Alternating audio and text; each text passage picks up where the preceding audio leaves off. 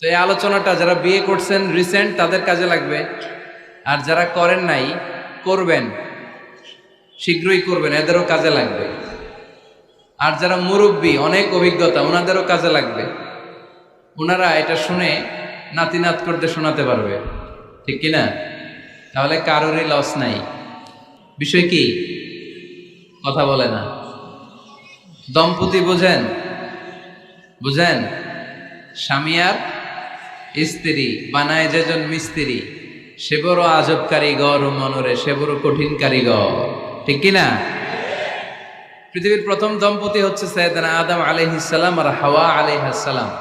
পৃথিবীর প্রথম স্বামী আদম আলাইহিস সালাম, প্রথম স্ত্রী হাওয়া আলাইহিস সালাম। ওয়া কুলনা ইয়া আদম উসকুন আনতা ওয়া যাওজুকাল জান্নাহ। আল্লাহ বললেন, আদম তুমি আর তোমার জোড়া বা তোমার স্ত্রী দুজনে মিলে জান্নাতে থাকো। তাহলে ওনারা ছিলেন স্বামী আর স্ত্রী, ঠিক কিনা? তাহলে এই দাম্পত্য সম্পর্কটা এটা জান্নাতি সম্পর্ক। কি সম্পর্ক? উত্তর দিতে হবে দৌলতপুরের ভাইরা। রাগ করছেন আমার সাথে? শীত লাগতেছে? উত্তর দেওয়া যাবে আওয়াজ করে? হ্যাঁ, আওয়াজ করে উত্তর দিবেন, মুখে তালা মেরে বসে থাকা যাবে না। তাহলে পৃথিবীর প্রথম স্বামীর নাম কি? আদম আলাইহিস সালাম। পৃথিবীর প্রথম স্ত্রী হাওয়া আলাইহিস সালাম। এই দাম্পত্য সম্পর্কটা বড় মধুর, বড় গভীর, বড্ড ভালোবাসার, ঠিক কিনা? স্বামী আর স্ত্রী, স্বামী আর স্ত্রী, এই সম্পর্কটাকে আল্লাহ তাআলা কোরআনে পোশাকের সাথে তুলনা করেছেন। কিসের সাথে? পোশাক। আরবিতে বলে লিবাস। আরবিতে কি বলে? লিবাস। আল্লাহ বলেছেন, ও নারীরা তোমরা পুরুষদের জন্য পোশাক, আর ও পুরুষেরা তোমরা নারীদের জন্য পোশাক। পড়েন সুবহানাল্লাহ। পোশাকের বেসিকলি তিনটা কাজ। কয়টা? কেউ কথা কয় না, আরো জোরে বলেন কয়টা? এখন আওয়াজ আসলো কোত্থেকে? আওয়াজ করে উত্তর দিবেন, চিল্লায় বলেন পোশাকের কাজ কয়টা? এভাবে শেষ পর্যন্ত খোঁচায় যেন সাউন্ড বের করা না লাগে, স্বপ্রণোদিত ভাবে উত্তর করবেন, ক্লাসের মতো হোক। তিনটা কাজ। এক নম্বর কাজ হচ্ছে পোশাক ইজ্জতের আবরু, লজ্জাস্থান ঢেকে রাখে, ঠিক কিনা? আমাদের লজ্জাস্থান ঢেকে রেখেছে আমাদের পোশাক। ঠিক তেমনি স্বামী তার স্ত্রীর ইজ্জত হেফাজত করে, স্ত্রী তার স্বামীর ইজ্জত হেফাজত করে, স্বামী তার স্ত্রীর চরিত্র হেফাজত করে, আর স্ত্রী তার স্বামীর চরিত্র হেফাজত করে। এজন্য আল্লাহ একে অপরের উদাহরণ দিতে যে লেবাস বা পোশাকের সাথে তুলনা দিয়েছেন। সুবহানাল্লাহ পড়েন। পোশাকের দুই নাম্বার কাজ হচ্ছে সৌন্দর্য। এই যে কত সুন্দর ডিজাইন করা, এমব্রয়ডারি করা পোশাক যখন আমরা পরি সুন্দর লাগে না? তেমনি পুরুষের চোখে নারী সুন্দর, নারীর চোখে পুরুষ সুন্দর, স্বামীর চোখে স্ত্রী সুন্দর, স্ত্রীর চোখে স্বামী সুন্দর। সুবহানাল্লাহ পড়েন। পোশাকের তিন নাম্বার কাজ হচ্ছে কমফোর্ট, আরাম দেয়া, প্রশান্তি দেয়া। শীতকালে এই যে আমরা ব্লেজার পরেছি, জ্যাকেট পরেছি, অনেকে চাদর গায়ে দিয়েছেন, কেউ মাথায় রুমাল দিয়েছেন, কেউ গলায় মাফলার দিয়েছেন, একটা উষ্ণ উষ্ণ আরাম আছে না নাই? আবার গরমের কালে পাতলা সুতি কটনের কাপড় পরলে একটা আরাম আছে না নাই? তাহলে পোশাক পরলে যেমনি আমাদের দেহ প্রশান্ত হয়, আরাম পাওয়া যায়, তেমনি স্বামী স্ত্রীর স্পর্শ পেলে সে আরাম পায়, তার হৃদয়টা প্রশান্ত করে দেয় কে? আবার স্ত্রী স্বামীর সঙ্গ পেলে তার মধ্যে প্রশান্তি এনে দেয় কে?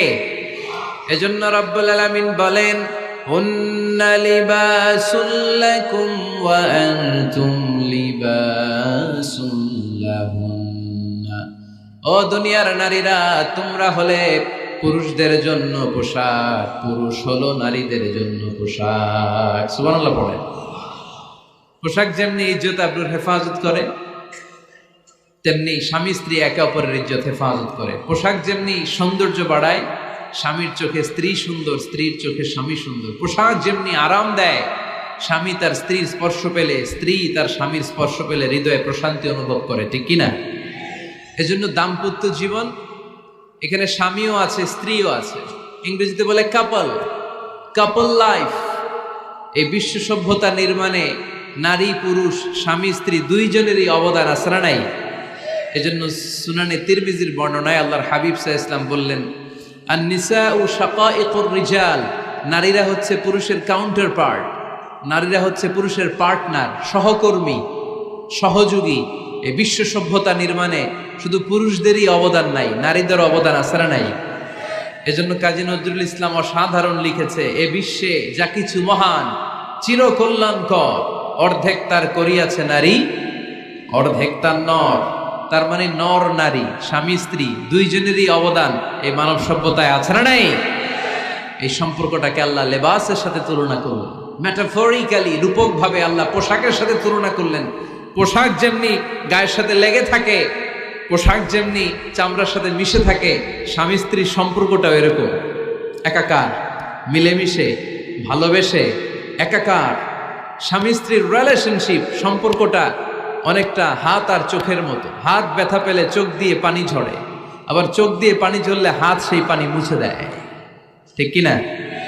তাহলে সম্পর্কটা কেমন যেন হাত আর চোখের মতো। হাত কেটে গেলে পানি পড়ে কোন দিক দিয়ে?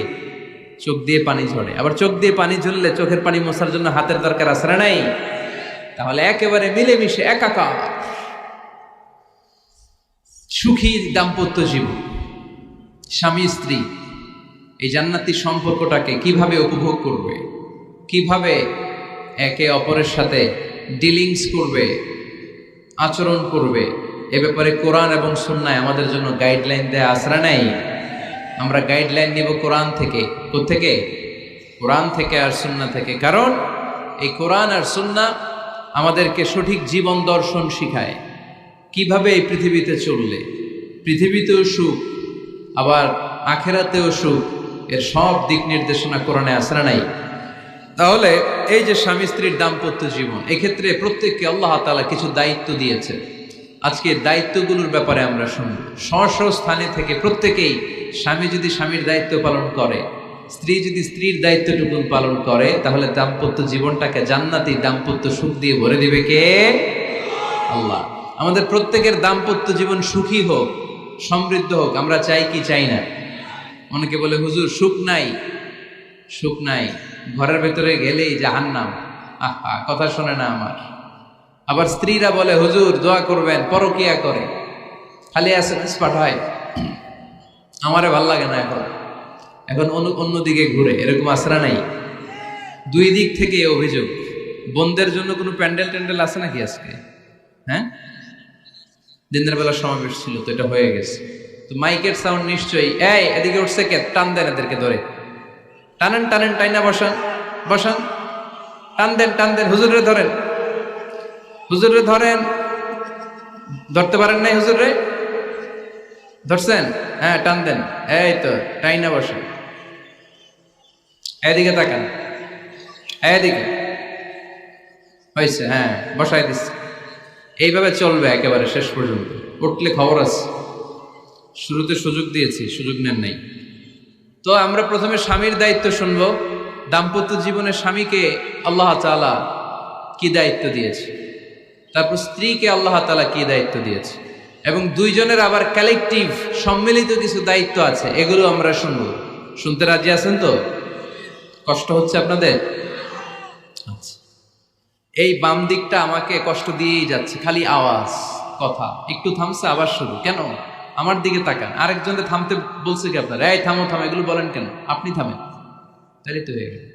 হ্যাঁ, আবার আমার সাথে কথা বলেন, আপনি চুপ।